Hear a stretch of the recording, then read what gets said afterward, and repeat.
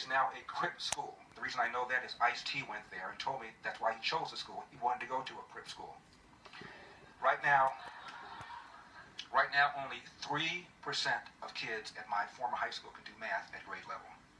3%. And yet, if you live within a certain geographical radius of that school, you are mandated to go there, and the Democratic Party, because they're wedded to the teachers union, wants you to do that. The Republican Party, however, is the party of school choice. The current Secretary of State is named, Secretary of Education is named Betsy DeVos, and she's a strong proponent of choice in school. And the studies have shown that when there's really choice in school, when the money follows the student rather than the other way around, and parents get to choose the school, the reading scores go up, math scores go up, dropout rates go down, parental satisfaction is through the roof. Yet Bernie Sanders just gave a speech and he said, "Under my proposal, I'm going to eliminate private school vouchers," he said. "I'm going to eliminate them." The polls show, as I mentioned, black and brown parents want them. You know who doesn't? White Democrats. Only about 20% of white Democrats support choice in school. Are these white Democrats going to inner city schools? I don't think so. So they're telling you, as a parent, I know best. I'm sending your kid to a school where only 3% of kids can do grade level. That's just too damn bad. That alone ought to cause people to break their allegiance with the Democratic Party. That alone. What's more important than making sure your kid gets the best possible start?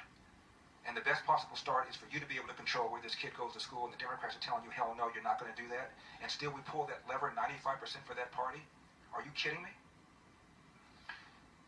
Things like minimum wages. I told you my dad cleaned toilets. Don't give me this stuff about there are jobs that only illegal aliens will do.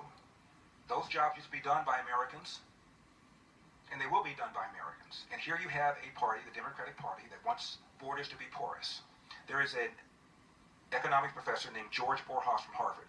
He has done more work on the impact of legal and illegal immigration than anybody else in the country, and he said there's no question that illegal immigration, particularly unskilled illegal immigration, poses competition for jobs by people who are unskilled, black and brown, living in the inner city, and puts downward pressure on their wages. There's no question about that. If this is the party of open borders, this is the party of porous borders, if this is the party we still walk in there like lemmings and pull that lever 95%, we need to rethink that.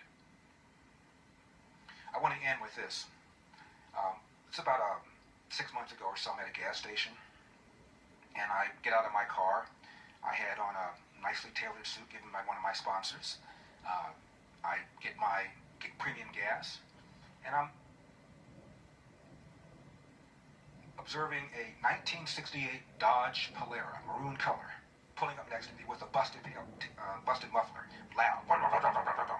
Two guys get out with real pale, pasty skin, out-of-state license plate, southern license plate, won't tell you the state. Collectively, these two pale guys had about maybe 8 teeth between the two of them. They got $5 of regular, and they pulled away. And as they pulled away, I said to myself, wow, just think.